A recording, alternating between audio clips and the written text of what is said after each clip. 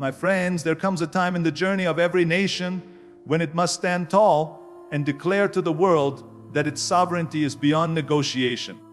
This is not about arrogance, and it is not about defiance for the sake of defiance. It is about the simple, unshakable truth that a nation must decide for itself, that its destiny must be written by the hands of its own people, not dictated by the leverage or pressure of another power, no matter how strong that power may be. India in this moment chose that path. India looked at the noise around it, the claims of mediation, the weight of global politics, and answered with clarity. Our independence, our sovereignty is not a bargaining chip on any table. Now understand this. Sovereignty is not something you defend only in times of war or conflict. It is something you protect every day, in every decision, in every policy, in every negotiation. The strength of a nation is not measured by the weapons it carries, but by the courage with which it guards its independence.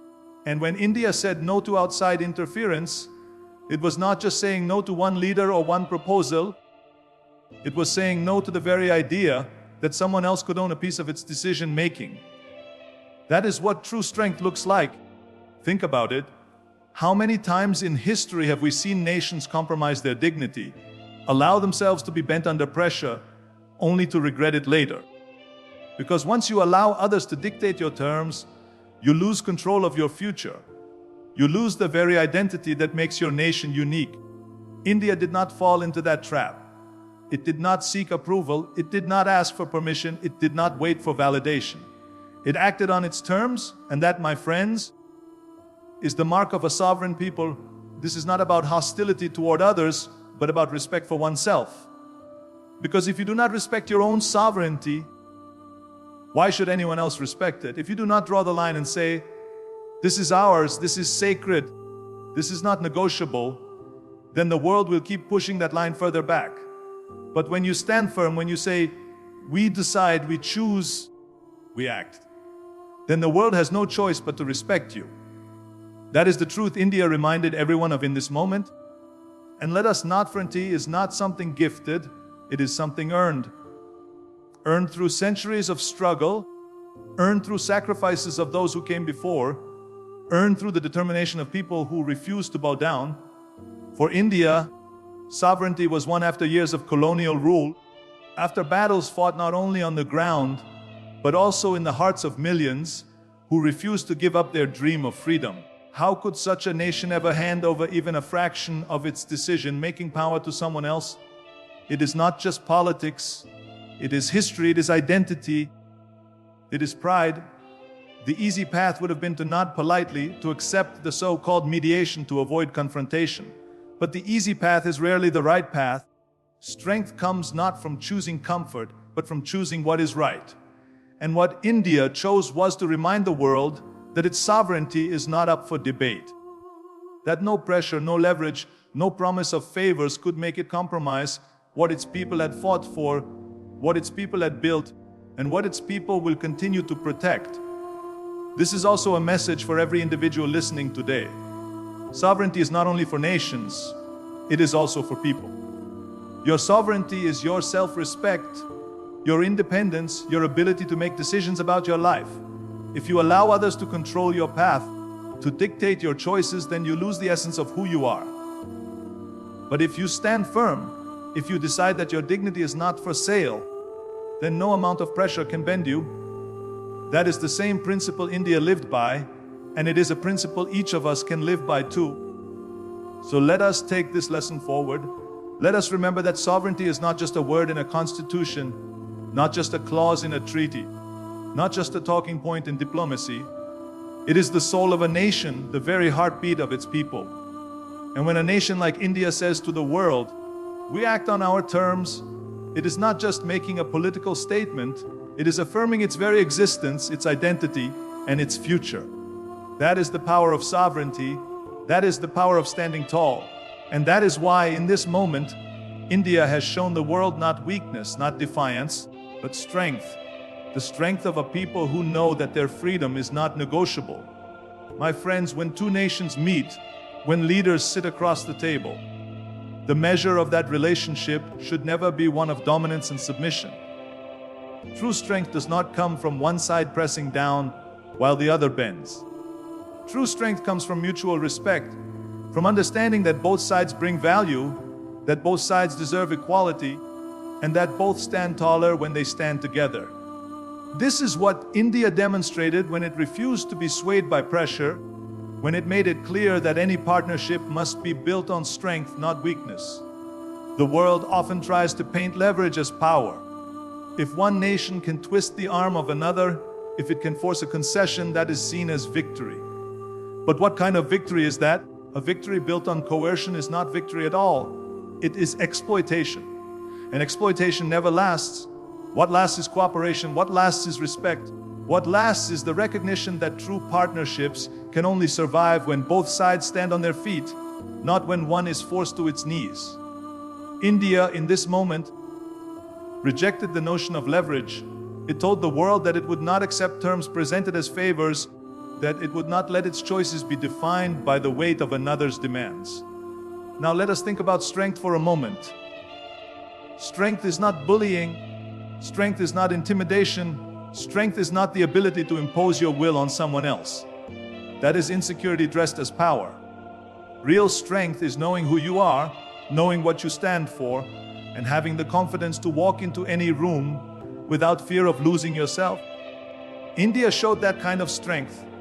It didn't slam the door, it didn't create hostility, but it also didn't allow anyone to hold leverage over its decisions. It stood tall, it stood calm, it stood firm. That is the image of real strength, quiet, steady, unshaken. The world is changing, and in this changing world, nations that were once seen as followers are now emerging as leaders. India is one of them. For too long, others may have assumed they could dictate to it, pressure it, but this moment was different. This moment was India saying, we are not weak, and we are not dependent. We are partners if you respect us, equals if you stand with us, but we will never accept being handled as if we are less. That is the definition of mutual strength. There is a lesson here not only for nations, but for individuals. Many people think that to maintain a relationship, whether personal, professional, or political, you must always give in, you must always keep the peace by accepting less than you deserve. But peace bought at the cost of your dignity is not peace. That is weakness, and weakness is exploited again and again until there is nothing left of your identity. India chose not to take that path. It showed that you can have strong partnerships, you can have global friendships, but only if they are rooted in equality. The moment you sacrifice equality, you sacrifice your strength. Think of it like this: if two people are lifting a weight together, but one person is forced to carry all the load, while the other simply points directions, that is not partnership, that is imbalance. And imbalance eventually collapses. But when both live together, when both contribute, when both respect what the other brings to the task, then the weight is not only lifted, but carried further. That is what true partnership looks like. And that is what India demanded, not a lopsided arrangement, not favors disguised as generosity, but a relationship of equals where both nations stand strong side by side. And let's be honest, mutual strength also creates stability. Weakness invites manipulation, weakness creates dependency, weakness breeds resentment. But when two sides respect each other, when they both bring their strength to the table, then the relationship grows, it endures, it thrives. India chose that path not just for itself, but as an example to others. You don't need to compromise your dignity to belong on the world stage. You belong when you stand on your own feet, when you carry your own strength, and when you extend your hand not in desperation but in confidence. This is what it means to act with dignity. To say, we are not against you, but we are also not beneath you. We stand as equals. That is not weakness, it is the purest form of strength. And in doing so, India reminded the world of a principle that should guide every nation, every person, every relationship. Respect is not given to those who bow, respect is given to those who stand tall. That is why this moment matters. It was not just about rejecting pressure, it was about redefining strength. Not strength through leverage, not strength through threats, but strength through mutual respect and balance. And in that, India set the example that true power is never about bending others to your will. It is about standing firm in your own.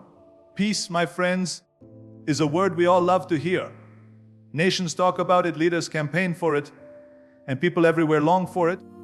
But let us be honest, peace is not real if it is forced. Peace is not real if it is dictated by one side while the other is expected to simply comply. That is not peace, that is control disguised as harmony. True peace, the kind that lasts, the kind that heals, the kind that inspires, can only be built on the principle of equality. And this is exactly what India made clear when it rejected the idea of outside mediation. When the offer came, it was dressed as help, as assistance, as an opportunity to ease tension. But India saw through it. Because peace that is imposed, peace that is brokered from a place of leverage, is not really peace at all. It is submission. And India was not about to submit its sovereignty, its dignity, or its independence to anyone. That rejection was not a rejection of peace. It was a rejection of unequal terms, a rejection of the notion that someone else could define what peace should look like for India and its people. Think about this. Peace between nations is no different from peace between individuals. If two people have a conflict and a third person steps in, peace only comes if both sides are heard, if both sides are respected, if both voices carry equal weight. But if the mediator favors one side, if one voice is silenced while the other dominates, the conflict doesn't end. It only festers under the surface. Real peace requires balance. Real peace requires equality. That is why India's response was so important. It was not an act of hostility, it was a demand for fairness. Equality in peace means that no nation is too small to be heard, and no nation is too powerful to dictate. It means that the table of dialogue must be level, not tilted. India reminded the world of this truth. It reminded the world that it does not matter how strong one nation is militarily, how influential it is politically, or how wealthy it is economically. Peace cannot be delivered as a favor. Peace must be built as a partnership. That is why India's stand was not just for itself, but for every nation that has ever been pressured to accept unequal solutions. Let us not forget, history is filled with examples where peace was dictated, where terms were imposed by the strong upon the weak. And how long did those arrangements last? Not long at all. Because people know when they have been silenced, people know when they have been ignored, people know when they have been forced to accept terms that were not theirs. Those arrangements collapsed, leaving behind bitterness and resentment. But when peace is built on equality, when both sides have ownership, when both sides feel respected, then peace has a chance to endure. That is the principle India defended in this moment. And this is not just about diplomacy, this is about human dignity. Equality is the foundation of every relationship worth keeping. Without equality, trust cannot exist. Without equality, respect cannot exist. And without equality, peace cannot exist. India's stand was a statement to the world that it seeks peace, but never at the cost of self-respect, never at the cost of fairness, and never at the cost of equality. Now imagine the power of that message. Imagine what it means not only for India, but for nations across the globe. It means that peace should never be seen as something granted by the strong to the weak, but as something earned together. It means that peace must be approached not as charity, but as cooperation. It means that nations must meet as equals, not as rulers and subjects. That is the lesson India gave to the world by refusing to let its decisions be mediated by someone else's hand. And there's another layer to this lesson. Just as peace between nations requires equality, so does peace within ourselves. If you are at war with your own identity, if you compromise who you are just to keep others happy, then you will never find real peace. Real peace comes when you respect yourself enough to demand fairness, when you know your worth, when you refuse to be treated as less. That is true for people, and it is true for nations. India chose that path, the path of dignity, the path of equality, the path of lasting peace. So let us be clear, India did not reject peace. India embraced the only kind of peace that truly matters, the peace that is built on equality, because peace without equality is an illusion, but peace with equality is unshakable. And that is why this moment was not just about saying no to one proposal. It was about saying yes to the principle that real peace can only exist when respect flows equally on both sides.